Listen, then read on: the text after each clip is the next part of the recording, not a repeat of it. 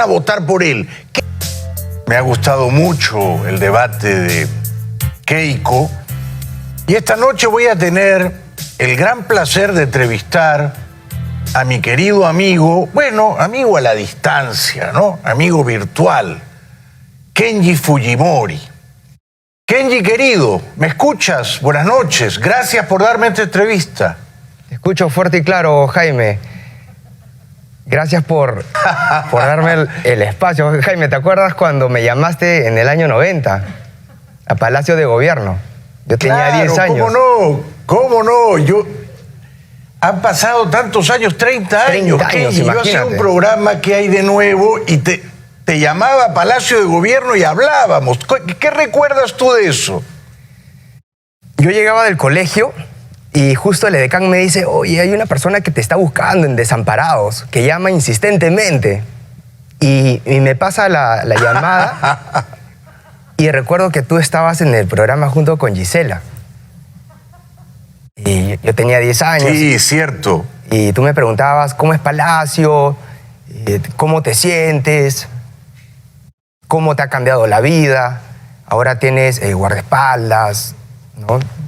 Y cosas así, ¿no? O sea, cómo te cambia la vida de un día para otro, tener seguridad. Justo Sendero estaba en su máximo apogeo. Habían puesto un coche bomba cerca a Palacio, ¿no? Recuerdo muchísimo. Tú tenías fama, cómo no, y yo también, y te veía con inmensa simpatía. Tú tenías fama, y yo también, de ser un poco niño terrible, de hacer en Palacio travesuras y extravagancias. ¿Es verdad que eras muy travieso? Bueno, de niño he sido hiperactivo. Sí, digamos un poco travieso, ¿no? Pero la verdad, mi padre, mi papá, mi mamá siempre nos dejaba hacer, ¿no? Tenía culebras, me gustaba jugar con sí, me juegos artificiales. Eso ya también te lo voy a contar. Justamente en esa época de terrorismo, subversión, un día me puse a reventar ratablancas, ¿no? 3 de la mañana y todo el mundo salió corriendo, ¿no? Sí. Justo cuando había relevo de personal de seguridad. ¿Y a qué ministro le pusiste corriente eléctrica? Justo estábamos yendo a Japón, era un viaje oficial, estábamos con mi papá en el avión y había ministros y me había comprado un encendedor que pasaba corriente. Y en esa época, Jaime, se podía fumar en los aviones. En esa época se podía fumar en los aviones. Correcto. Y había un ministro que estaba ansioso porque el viaje era demasiado largo. Y yo veía que estaba buscando ahí como un encendedor. Entonces yo le digo, mira, acá te paso un encendedor. Está así. Y yo veo que se le pone tieso el brazo, ¿no? Y me dice, pucha, chibolo, me cagaste. ¿Y qué quiere decir su nombre o lo mantenemos en reserva? No, lo mantengo en reserva. Claro, cómo no. Bueno, antes de entrar en materia política, ¿cómo estás? ¿Estás bien? ¿Estás contento? ¿Cómo está tu esposa Erika? ¿Todo va bien en familia? Bueno, gracias a Dios, recuperado del COVID a un 98%. Y digo gracias a Dios porque realmente esta enfermedad te marca un antes y un después. Y cuando mi esposa y yo nos enteramos que salimos positivo, realmente tú no sabes si la enfermedad va a avanzar, la inflamación al pulmón, la neumonía va a avanzar o va a retroceder. O sea, avanza, te mueres o retrocede y te salvas, tú no sabes. Y es ahí donde tú dices, wow, te empiezas a replantear toda tu vida, tu futuro, y obviamente te embarga el miedo. Tú dices... ¿Cómo no? ¿Cómo no? Hasta lo que ha pasado años anteriores se empieza a reestructurar también, ¿no? Tú dices, no quiero dejar las cosas ahí inconclusas. Y lo primero que hice, Jaime, fue llamar a mi hermana, a Keiko. ¿no? Y la llamo a Keiko y le digo, he salido positivo, Erika y yo. Y mi hermana me dice, no te preocupes, esta la vamos a luchar juntos. Y entonces yo le digo, Keiko, dile a papi y mami que tengan fe y vamos a salir de esta. Y a raíz de esta enfermedad te das cuenta que lo material, los cargos, los títulos, las broncas, hasta el ego, la vanidad, se desvanece todo ante el suspiro de la muerte. Y realmente los que han vivido el COVID, claro. Los que han vivido el COVID, Jaime, y los que saben lo que es el COVID cuando es con síntomas, te toca emocionalmente, ¿no? Te toca fibra. ¿Crees, Kenji, que si no te hubieras enfermado y si no hubieras sentido, como dices, el suspiro de la muerte, no te hubieras reconciliado con tu hermana Keiko? ¿Crees que eso facilitó o propició la reconciliación? Yo ya estaba alejado de la política hace 2 años. Me he estado dedicando al sector privado, a lo que son redes de mercadeo, venta de catálogo. Y ya lejos de la política uno empieza a ver también las cosas desde otra perspectiva. Y realmente cuando me da el COVID es como si me hubiera caído un martillo en la cabeza. Un martillazo en la cabeza. Así como cuando Keiko dice que cuando la privan de su libertad de forma injusta, la separan de sus hijas, también fue un golpe emocional muy fuerte y la hizo reflexionar muchísimo. En mi caso el COVID fue igualito. Fue igualito. Entonces, claro, son los momentos duros donde uno reflexiona y te das cuenta que ante la muerte, o sea, todo desaparece, ¿no? Comprendo. ¿Por qué te has reconciliado con Keiko? ¿Qué cambió? Digamos, hace 2 o 3 años estaban muy enemistados. Incluso tú quizá barajabas la posibilidad de ser candidato presidencial este año, ¿no? En estas elecciones. No pudiste o no quisiste, no fue tu momento, y ahora se han reconciliado. Siempre están los escépticos, los malpensados que dicen que es un show, que no es una reconciliación verdadera. Yo no lo creo. Yo creo que sí es genuino. ¿Qué crees que te ha llevado a acercarte a ella, Kenji?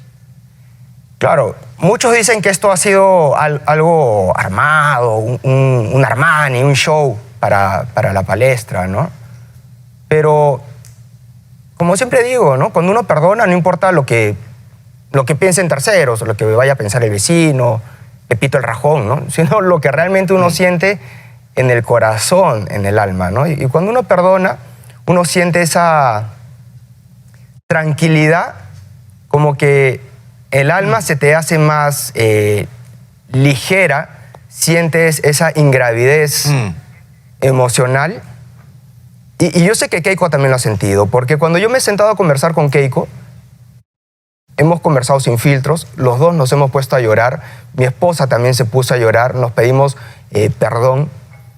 Y lo más bonito, Jaime, es la sonrisa de mi papá, de mi mamá, porque, o sea, ¿qué viejito no quiere ver unidos a sus hijos, no? Y por supuesto, mi papá, mi mamá, me alegra mucho por ustedes, ¿no? Como familia. Claro. Me alegra mucho, Kenji. Has hecho muy bien en reconciliarte con Keiko. ¿Has visto recientemente a tu papá? A raíz del COVID, desde el año pasado, no podemos ingresar al penal.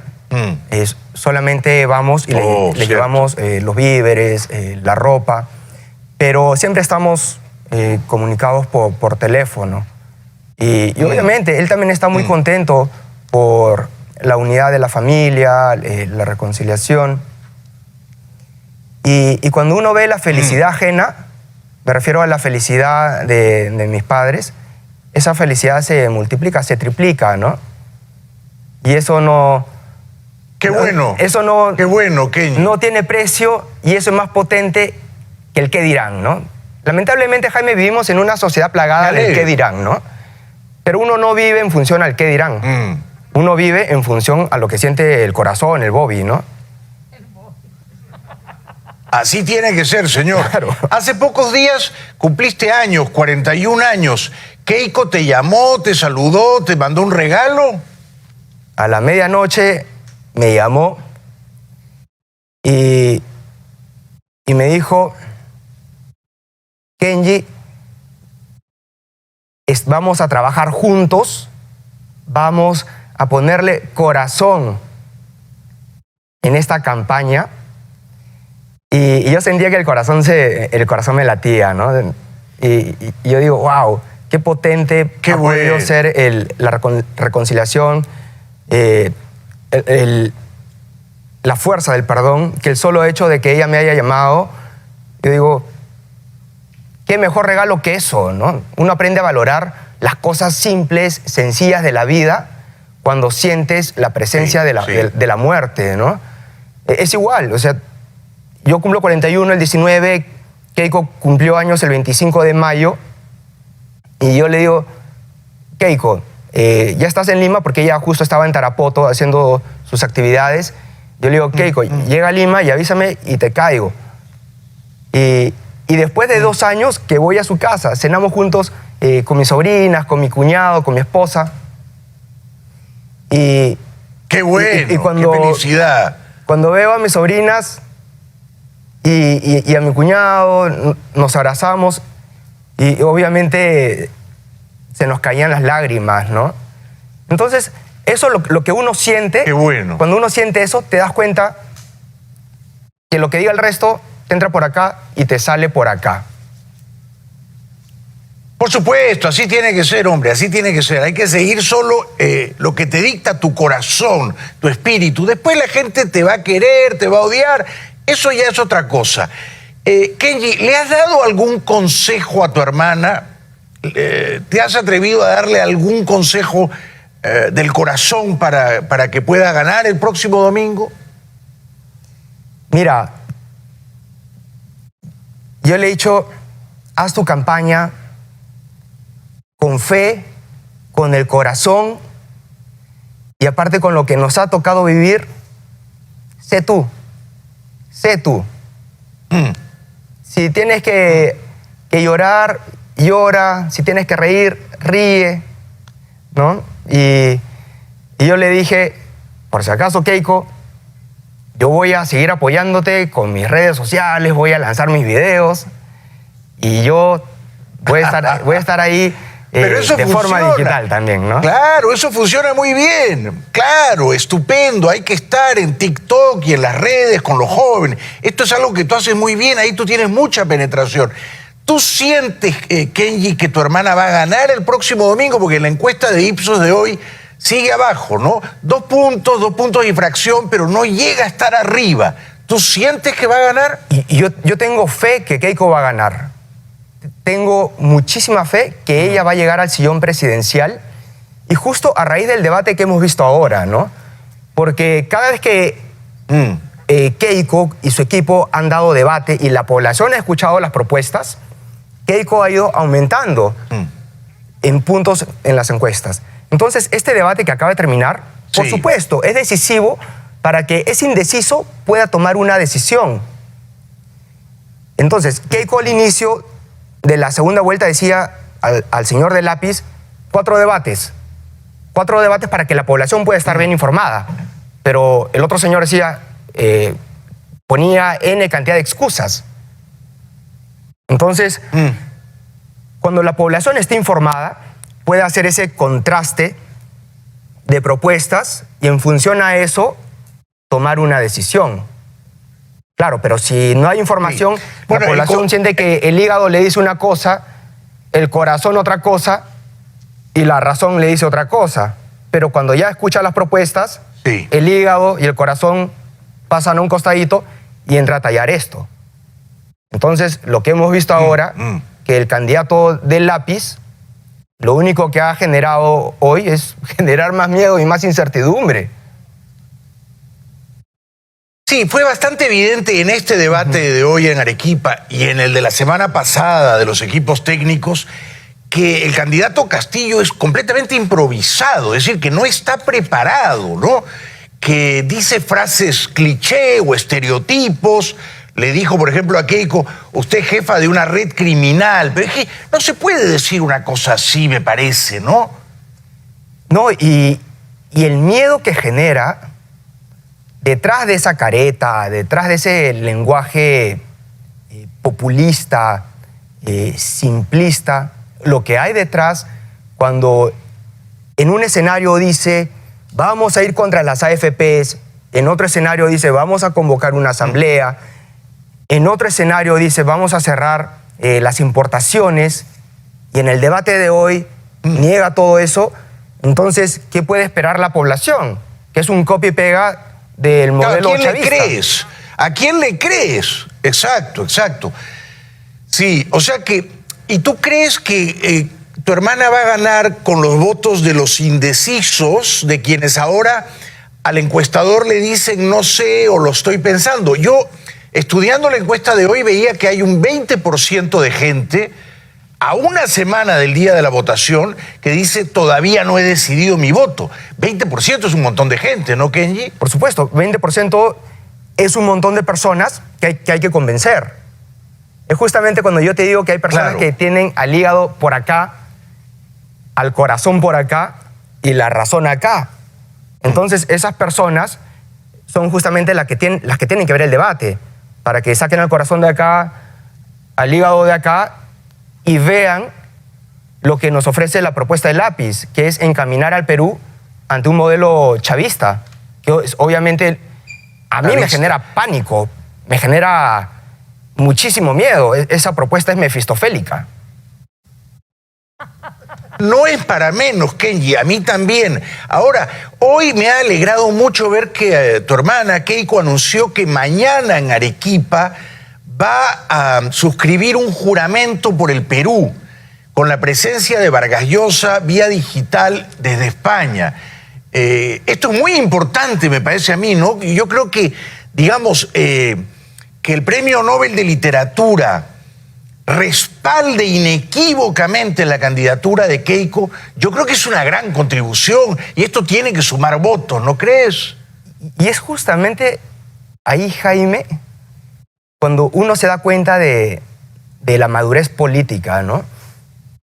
En el caso de nuestro Nobel, Vargas Llosa, siempre ha tenido expresiones muy duras contra mi padre, contra Keiko, comentarios muy cáusticos desde los 90s, pero han pasado los años, han visto que el Lápiz quiere ponerle fecha de vencimiento a nuestra democracia, y nuestro Nobel Vargas Llosa se ha dado cuenta que aquí ya no interesa lo que ocurrió en el pasado, sino en defender lo más importante que tiene el ser humano, que es la libertad.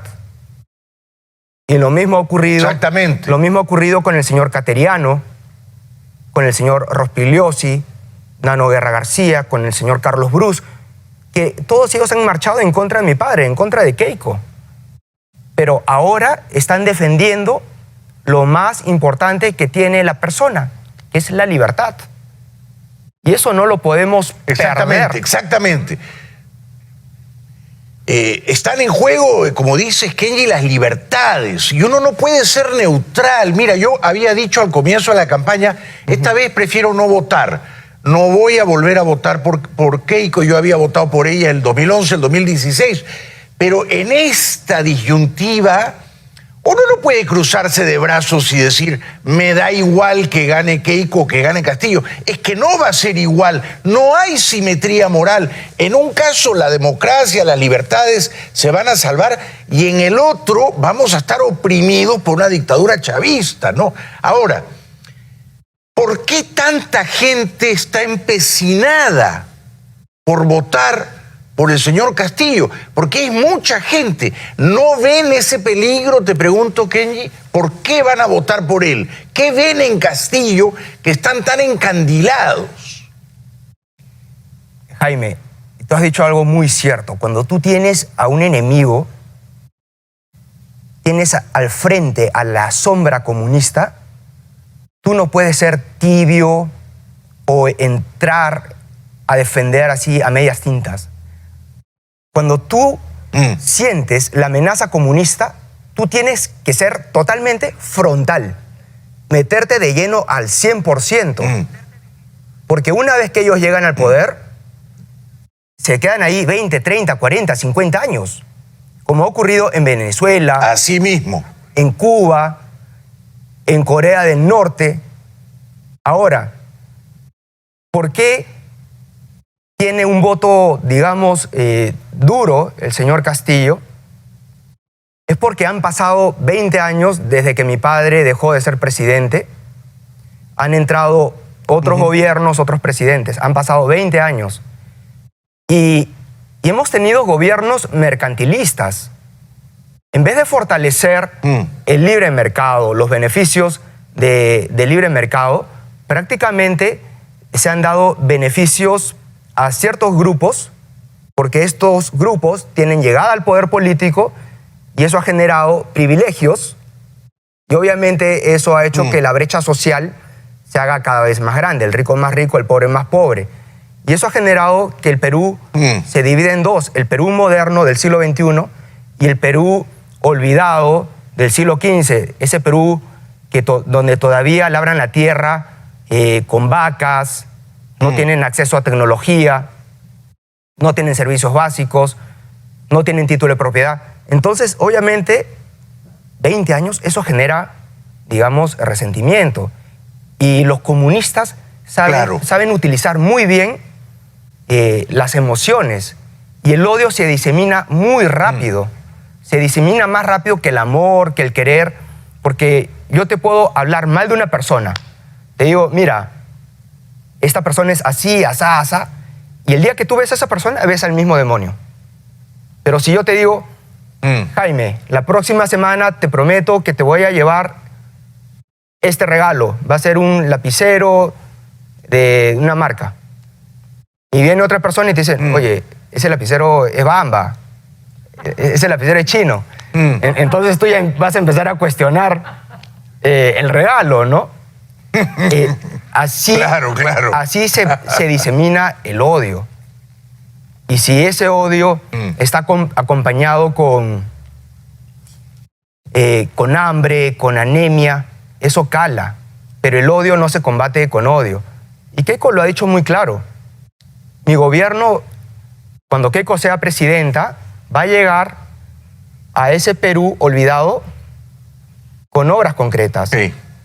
COFOPRI para titular sistemas de electrificación, agua potable, desagüe, vías de acceso y con esas obras darle dignidad a esas poblaciones. Va a unir ese Perú. Tenemos que ir... Sí, lo he visto, lo acabo de ver en el debate. Tenemos que ir a la primera pausa, pero antes, una pregunta cortita, te ruego una respuesta igualmente breve. ¿Tú has conocido en persona a Pedro Castillo? No he tenido la oportunidad de conocer a Pedro Castillo, pero he conocido a Fidel Castro en persona y sé que es un copia y pega. Y es exactamente el copia y pega que quieren aplicar acá a Perú. Y eso no lo vamos a permitir, ni de vainas. Porque a Fidel Castro lo conociste en un viaje que hiciste con tu papá a La Habana, ¿correcto? A Fidel Castro lo conozco en el año 97, justamente cuando mi padre estaba buscando una solución pacífica al problemón que se había generado en la Embajada de Japón, cuando el MRTA, el grupo terrorista, toma la Embajada de Japón. Entonces, mi padre estaba buscando una solución pacífica, viajamos a Cuba. ¿Te lo cuento ahora o en el siguiente bloque? No, dale, dale. ¿Sí? Sigue, por favor, sigue. Y llegamos a Cuba, estaba Fidel, mi papá ya estaba reunido con sus ministros, estaban los ministros también de Fidel, yo tenía 16, 17 años, y Fidel le dice al seguridad, oye, dale un paseo al chico por La Habana. Ya, fuimos a pasear y justo estábamos caminando por una plaza, una plaza inmensa, creo que Plaza de la Revolución, no sé cómo le dicen. Y había un señor que estaba con una mesita, así como esta de acá, y estaba vendiendo moneditas a cambio de dólares. Jaime, los dos policías le tumbaron la mesa y le reventaron la cara. Le reventaron la cara. ¡Wow! Así, tal cual. ¡Wow! Eso, obviamente, no lo podemos permitir que llegue acá a nuestro país. No queremos que eso pase en el Perú. La privación de libertad Sí, no lo podemos permitir. Y ya cuando regresamos al Palacio de Fidel, y Fidel justo me invita un helado de vainilla. Jaime, el helado de vainilla era el más delicioso que he probado en mi vida, porque me contaba que era justo con vainilla traída de Madagascar.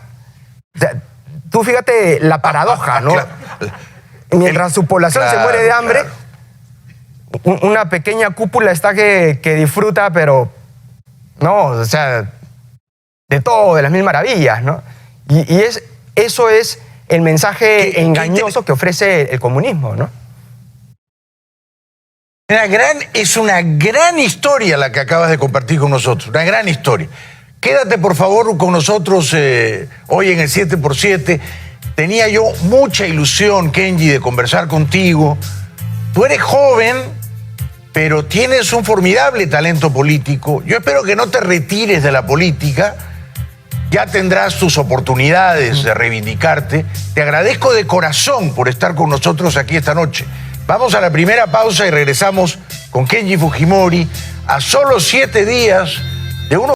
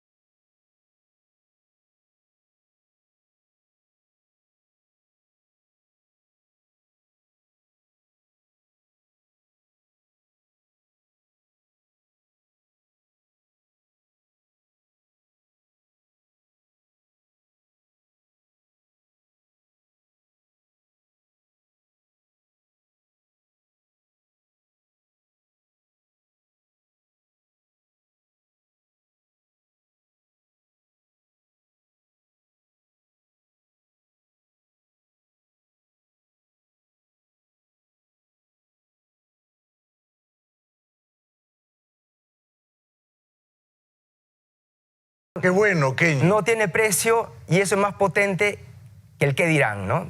Lamentablemente, Jaime, vivimos en una sociedad plagada del qué dirán, ¿no? Pero uno no vive en función al qué dirán. Uno vive en función a lo que siente el corazón, el Bobby, ¿no? Así tiene que ser, señor. Claro. Hace pocos días cumpliste años, 41 años. ¿Keiko te llamó, te saludó, te mandó un regalo? A la medianoche me llamó y me dijo, Kenji, vamos a trabajar juntos, vamos a ponerle corazón en esta campaña. Y yo sentía que el corazón me latía, ¿no? Y yo digo, wow, qué potente Qué ha podido bueno. ser la reconciliación, la fuerza del perdón, que el solo hecho de que ella me haya llamado, yo digo, qué mejor regalo que eso, ¿no? Uno aprende a valorar las cosas simples, sencillas de la vida cuando sientes la presencia de la muerte, ¿no?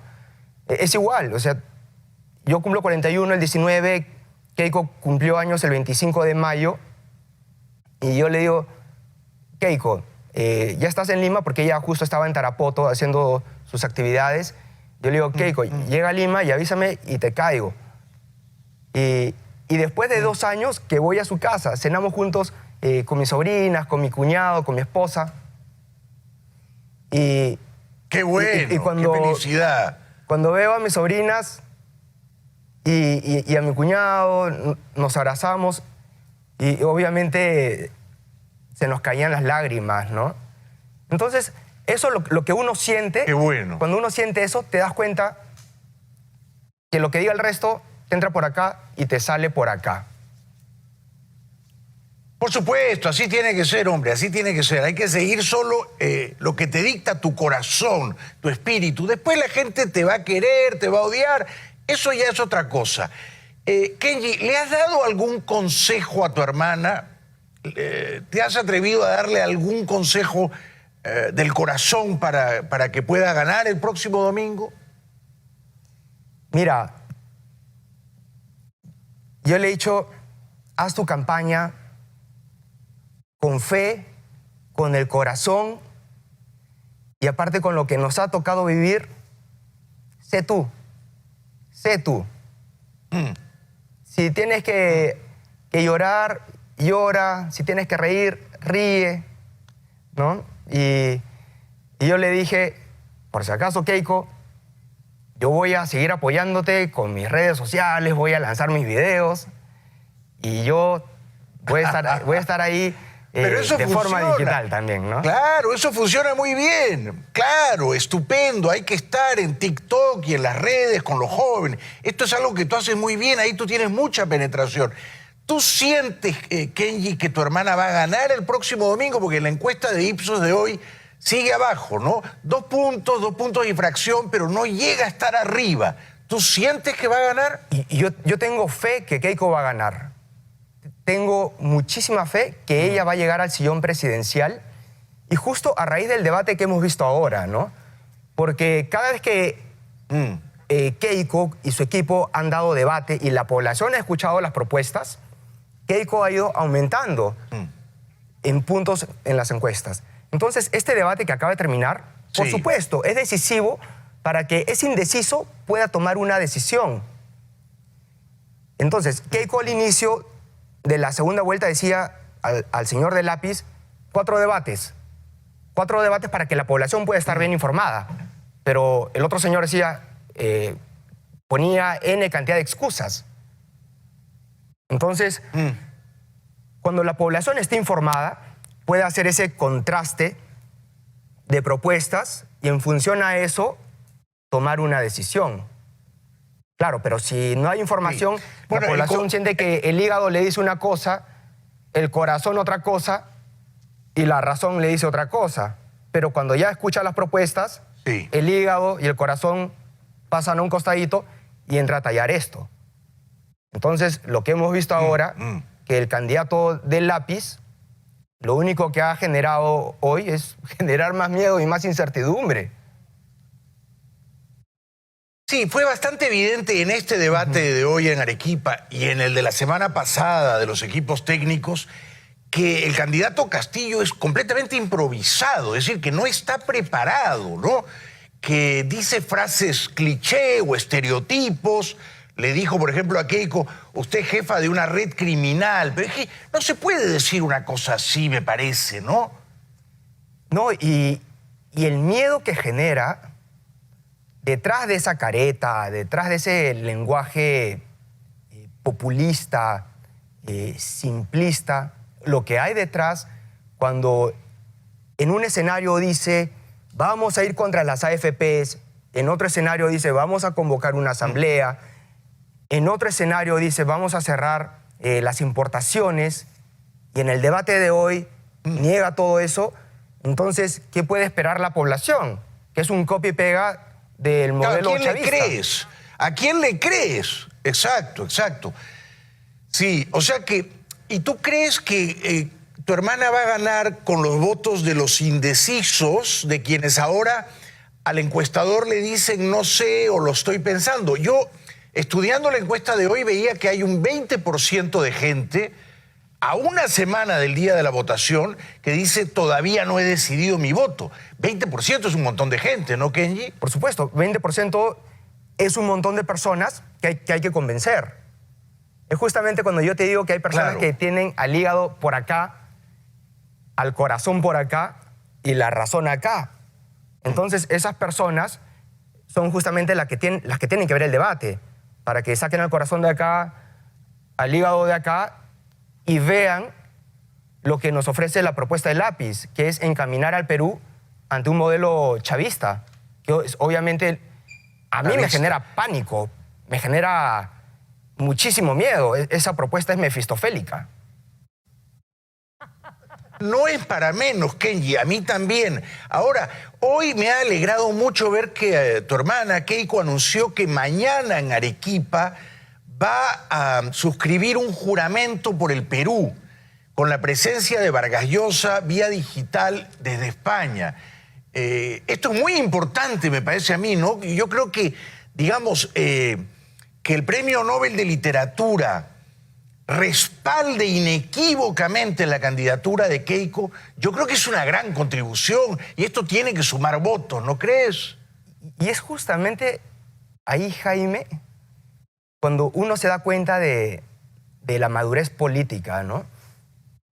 En el caso de nuestro Nobel, Vargas Llosa, siempre ha tenido expresiones muy duras contra mi padre, contra Keiko, comentarios muy cáusticos desde los 90s, pero han pasado los años, han visto que el Lápiz quiere ponerle fecha de vencimiento a nuestra democracia, y nuestro Nobel Vargas Llosa se ha dado cuenta que aquí ya no interesa lo que ocurrió en el pasado, sino en defender lo más importante que tiene el ser humano, que es la libertad.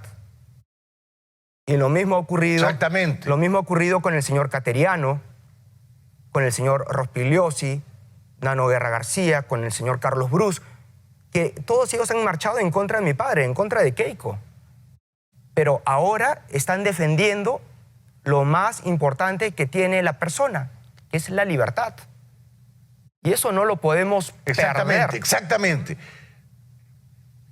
Están en juego, como dices, Kenji, las libertades. Y uno no puede ser neutral. Mira, yo había dicho al comienzo de la campaña, esta vez prefiero no votar. No voy a volver a votar por Keiko. Yo había votado por ella el 2011, el 2016. Pero en esta disyuntiva, uno no puede cruzarse de brazos y decir, me da igual que gane Keiko o que gane Castillo. Es que no va a ser igual, no hay simetría moral. En un caso la democracia, las libertades se van a salvar y en el otro vamos a estar oprimidos por una dictadura chavista, ¿no? Ahora, ¿por qué tanta gente está empecinada por votar por el señor Castillo? Porque hay mucha gente. ¿No ven ese peligro? Te pregunto, Kenji. ¿Por qué van a votar por él? ¿Qué ven en Castillo que están tan encandilados? Jaime, tú has dicho algo muy cierto. Cuando tú tienes a un enemigo tienes al frente a la sombra comunista, tú no puedes ser tibio o entrar a defender así a medias tintas. Cuando tú sientes la amenaza comunista, tú tienes que ser totalmente frontal, meterte de lleno al 100%. Porque una vez que ellos llegan al poder, se quedan ahí 20, 30, 40, 50 años. Como ha ocurrido en Venezuela, Así mismo. en Cuba, en Corea del Norte. Ahora, ¿por qué tiene un voto, digamos, duro el señor Castillo? Es porque han pasado 20 años desde que mi padre dejó de ser presidente. Han entrado otros gobiernos, otros presidentes. Han pasado 20 años. Y hemos tenido gobiernos mercantilistas. En vez de fortalecer el libre mercado, los beneficios del libre mercado, prácticamente se han dado beneficios a ciertos grupos, porque estos grupos tienen llegada al poder político y eso ha generado privilegios y obviamente eso ha hecho que la brecha social se haga cada vez más grande. El rico es más rico, el pobre es más pobre. Y eso ha generado que el Perú se divide en dos. El Perú moderno del siglo XXI y el Perú olvidado del siglo XV. Ese Perú donde todavía labran la tierra con vacas, no tienen acceso a tecnología, no tienen servicios básicos, no tienen título de propiedad. Entonces, obviamente, 20 años, eso genera, digamos, resentimiento. Y los comunistas saben utilizar muy bien las emociones. Y el odio se disemina muy rápido. Se disemina más rápido que el amor, que el querer. Porque yo te puedo hablar mal de una persona. Te digo, mira, esta persona es así, asá, asá. Y el día que tú ves a esa persona, ves al mismo demonio. Pero si yo te digo, Jaime, la próxima semana te prometo que te voy a llevar este regalo. Va a ser un lapicero de una marca. Y viene otra persona y te dice, oye, ese lapicero es Bamba. Ese lapicero es chino. Entonces tú ya vas a empezar a cuestionar el regalo, ¿no? Así se disemina el odio. Y si ese odio está acompañado con hambre, con anemia, eso cala. Pero el odio no se combate con odio. Y Keiko lo ha dicho muy claro. Mi gobierno, cuando Keiko sea presidenta, va a llegar a ese Perú olvidado con obras concretas. Sí. COFOPRI para titular, sistemas de electrificación, agua potable, desagüe, vías de acceso y con esas obras darle dignidad a esas poblaciones. Va a unir ese Perú. Y tenemos que ir, sí, lo he visto, lo acabo de ver en el debate, tenemos que ir a la primera pausa, pero antes, una pregunta cortita, te ruego una respuesta igualmente breve. ¿Tú has conocido en persona a Pedro Castillo? No he tenido la oportunidad de conocer a Pedro Castillo, pero he conocido a Fidel Castro en persona y sé que es un copia y pega. Y es exactamente el copia y pega que quieren aplicar acá a Perú. Y eso no lo vamos a permitir, ni de vainas. Porque a Fidel Castro lo conociste en un viaje que hiciste con tu papá a La Habana, ¿correcto? A Fidel Castro lo conozco en el año 97, justamente cuando mi padre estaba buscando una solución pacífica al problemón que se había generado en la Embajada de Japón, cuando el MRTA, el grupo terrorista, toma la Embajada de Japón. Entonces, mi padre estaba buscando una solución pacífica, viajamos a Cuba. ¿Te lo cuento ahora o en el siguiente bloque? No, dale. ¿Sí? Sigue, por favor, sigue. Y llegamos a Cuba, estaba Fidel, mi papá ya estaba reunido con sus ministros, estaban los ministros también de Fidel, yo tenía 16, 17 años, y Fidel le dice al seguridad, oye, dale un paseo al chico por La Habana. Ya, fuimos a pasear y justo estábamos caminando por una plaza inmensa, creo que Plaza de la Revolución, no sé cómo le dicen. Y había un señor que estaba con una mesita, así como esta de acá, y estaba vendiendo moneditas a cambio de dólares. Jaime, los dos policías le tumbaron la mesa y le reventaron la cara. Le reventaron la cara. ¡Wow! Así, tal cual. ¡Wow! Eso, obviamente, no lo podemos permitir que llegue acá a nuestro país. No queremos que eso pase en el Perú. La privación de libertad Sí, señor. no lo podemos permitir. Y ya cuando regresamos al palacio de Fidel, y Fidel justo me invita un helado de vainilla. Jaime, el helado de vainilla era el más delicioso que he probado en mi vida, porque me contaba que era justo con vainilla traída de Madagascar. O sea, tú fíjate la paradoja, ¿no? Claro. Mientras su población se muere de hambre, claro. una pequeña cúpula está que disfruta, pero no, o sea, de todo, de las mil maravillas, ¿no? Y eso es el mensaje engañoso que ofrece el comunismo, ¿no? Es una gran historia la que acabas de compartir con nosotros, una gran historia. Quédate, por favor, con nosotros hoy en el 7x7. Tenía yo mucha ilusión, Kenji, de conversar contigo. Tú eres joven, pero tienes un formidable talento político. Yo espero que no te retires de la política. Ya tendrás tus oportunidades de reivindicarte. Te agradezco de corazón por estar con nosotros aquí esta noche. Vamos a la primera pausa y regresamos con Kenji Fujimori a solo 7 días de unos comicios que van a decidir la historia del Perú. Ya volvemos.